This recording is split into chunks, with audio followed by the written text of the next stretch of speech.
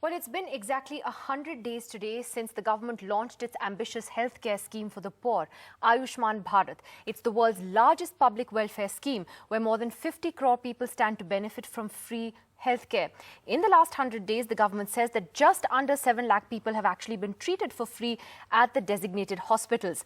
The scheme clearly has the potential to be a game changer, but there are also concerns which healthcare professionals have flagged. Here in the studio to talk about this with us is Dr. Indu Bhushan, the CEO of the Ayushman Bharat scheme. We have Dr. R.N. Tandon, the former Secretary General of the Indian Medical Association with us, and Dr. Sanjay Nagral of the Jaslok Hospital joining us from Mumbai this evening.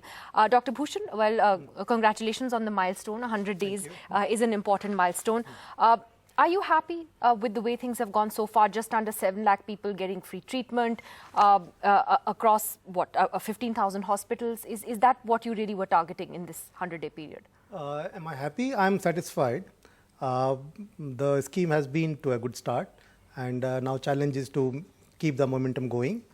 And you're right, actually we have now completed 7 lakh patients. And 16,000 hospitals. We have issued more than 42 lakh cards. More than 7.5 crore letters have been sent to beneficiaries. So it's been a great start, and we hope to continue the momentum. What are the difficulties, though, that you still face?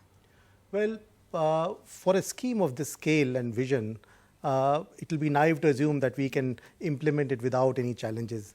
But there are no challenges which are insurmountable. We have been working with the states, and 33 states are on board. So the challenges right now are to ensure that there are no fraud and abuse. Second is that to ensure that quality of care is being given. Third is that we can get some more quality hospitals on board. As you mentioned, more than 16,000 hospitals are already on board, and we hope to have even more number of hospitals. What's your target for getting more hospitals on board? We hope to have, by the end of this year, about 25,000 hospitals, so 10,000 more hospitals. But more than that, we want to have 3 states which have not joined so far on board. These are Delhi, Telangana, and Odisha. These states are important for making this as a one scheme, one nation, because as you know that national portability is one of the key features of this scheme. And Delhi, Hyderabad are big medical centers, and a lot of people come to Delhi and Hyderabad, go to Hyderabad for tertiary care, hospital care. And so we want to have them on board so that we can join the whole country together. However, one of the big concerns, as you know, has been the insurance model itself, that you have different rates for the same procedure. So, for instance, the CGHS rates are different, than what private hospitals are charging, and then this rate is different. That is a very common complaint that many hospitals and doctors are talking about today. How will you reconcile that? Well, rates will be different in different parts of the country because cost structures are different. But they should be same rate at the same hospital for the same package under different schemes. And there is an expert group under Prime Minister's Economic Advisory Council, which is working on this issue of convergence between different government schemes, because all the government schemes should have same rate for the same procedure at the same hospital. So we are working on that issue. Well, let me ask the other doctors on our panel this evening, and Dr. Nagral, to you first. What are the concerns that you have, about the scheme, and how do you think it's worked so far? So, Nidhi, let me first say that as a surgeon who works both in the private and public sector in Mumbai, for me, I treat a lot of sick patients, and any scheme that gives relief for secondary and tertiary care is a good idea. Let me first put that on board. However, there are a few things that one must immediately note. First is that this is not new. Smaller schemes have been tried by various states, including Maharashtra, which has a long history now of 2 schemes which are run for secondary, tertiary care. And we must look back at those schemes and look back at what they actually did. And my concern is, and I work in a hospital where the Maharashtra scheme was implemented for last 5 years. What does this scheme do to infrastructure? To me, it is some kind of interim relief. But is it a game changer? Is it Is it as transformative as it is claimed? I'm not so sure about that, because transformation means improved infrastructure, transformation means something else. This is like giving relief to patients at the sort of end of illness, which is necessary. But whether this is as it is claimed, I'm not so sure about that. Are you saying that the hospitals are just sort of not geared to sort of deal with this volume of patients? Is that what the problem is? So I am saying that I work in a public hospital in Mumbai, where the state scheme is in operation for the last 5 years. So we have been able to help patients in certain illnesses, but it has really not done anything to the infrastructure. It has not really done much to the quality of care, the way we are able to put in protocols for care. So money comes in, but that doesn't necessarily transform in the way the healthcare is delivered. And I think we must see this difference. So to claim, so it is, an analogy would be that if you have a disaster, you give interim relief, and interim relief is important. But does it change the way we deal with disasters as a nation? I think that is the question. Okay, and that is going to interesting need point. much more work than just schemes. Okay, well, Dr. Tandon, do you agree with that? Or what is your view on the way the scheme has gone?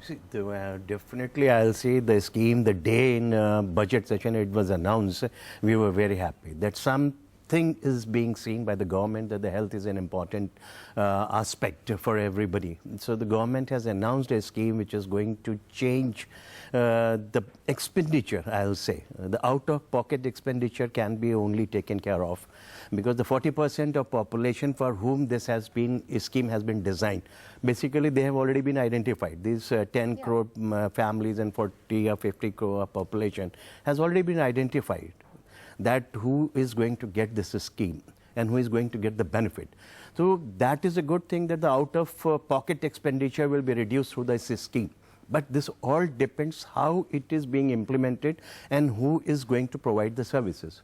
What I have to say that the 40% of population which is getting treatment today as well, nobody can say that this 40% of Indian population is not getting any kind of health care. No, that will be a wrong statement. So people are getting treatment at some place or the other, a small nursing home, a middle level hospital, or in nursing home. They are providing services and people are spending from their own pocket. So that can be taken care of by this scheme.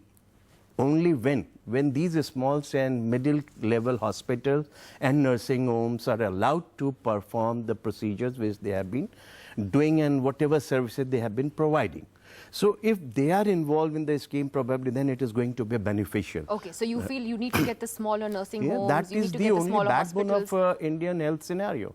probably Every true. single doctor, nursing home or a single doctor clinic, if he is serving to the population, because that is what is our commitment. We are serving to the community, we have become doctor to serve the community, and that is only through So a single let me take doctor. both the concerns here that both of you have shared to Dr. Bhushan. First on what Dr. Nagral was saying, that it's not necessarily a game changer if you're not investing in infrastructure and looking at the long-term vision. There is some truth to what both doctors have mentioned here. Let me give you answer to both. One, that it is correct that poorest 40% people right now go somewhere and using services.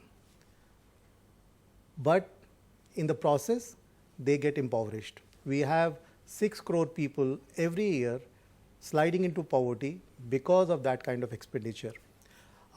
We have so many stories in last 3 months. One story comes from Jharkhand. There was a boy who had a hole in his heart, and in Jharkhand they said it can't be treated. And so family borrowed 60,000 rupees and they came to Delhi. They went to AIIMS. AIIMS took about 57,000 and they said, we need some more money. Can you go and find some more money? And they said, they don't have money. And they say that in that case, can you find out if you are eligible for Ayushman Bharat? And they did find out that they were actually luckily eligible for Ayushman Bharat. So the 57,000 they had deposited was given back to them. They got free treatment on 10th of last month. And they are happy. They went back without spending a pie. Of course, they may have spent some money for transport, but they were very happy. So this scheme is going to prevent these 6 crore people sliding into poverty if we implement it well. Now, the question of whether it's a game changer, yes, indeed it is, because firstly, we are providing incentive to the private sector. Right now, there is no private sector for tertiary care in tier 2, tier 3 cities. Why? Because there is no paying power there. Now, this scheme has given rupee in the hand of these 40% people who largely live in rural areas or in these urban tier 2, tier 3 cities, and that incentive should work in terms of supply response, and that has happened in other schemes like in but Chhattisgarh. one of the challenges you're facing Yeah. is that the big corporate hospitals are, for instance, not coming on board. They will come. There is no way that they will not come forever. It's only a beginning. So let's not go by what has happened for 3 months. And in 3 months, let's acknowledge that 16,000 hospitals have come, and every day new What was hospitals your are coming target up. for getting the hospitals on board? About 15,000. So In the first 3 months. First 3 So months. you've met that So we target. have actually exceeded that target, and we are on course to achieve what we thought we So how should will be you doing. change the minds of the big hospitals who are Big- still reluctant? See, big hospitals, we've been in discussion with them almost every day, and every day they have shown the interest to come back to us. And the second issue of how to ensure quality, we are working on standard treatment guidelines, and we will be issuing them for all the packages and ensuring that these guidelines are followed. And one thing I want to share today is that today afternoon, Union Cabinet approved changing, they dissolved our society, so there is no National Health Agency anymore, and they have established National Health Authority with the total autonomy and the flexibility to implement the scheme, and we will have that authority. You have now. enough money? Oh, we have enough money. Money is not a problem. Okay. And so hopefully that's not a problem. But I think if that authority has come to you, the first request which everyone has given to you is revise your packages so the sustainability for a small and medium-sized hospital is maintained, because they are still going to be the only people who are going to serve the community. These corporate sectors are good enough, but nobody has gone to any pace, and it won't be possible even to establish such hospitals. I'll request that with your authority, you are getting it back, so you should try to He has more establish authority those today. hospitals which are already existing there. Well, That will be a I good think thing certainly, for I think what profession people as well can- as for I think we healthcare. can all agree that a very important beginning has been made, and there are, of course, concerns and questions on implementation, on how these packages are being worked out. But good luck to you, because at the end of the day, if it helps people and even one family, I think it's something that's worth taking note of. Thank you very much to all of you for joining us tonight.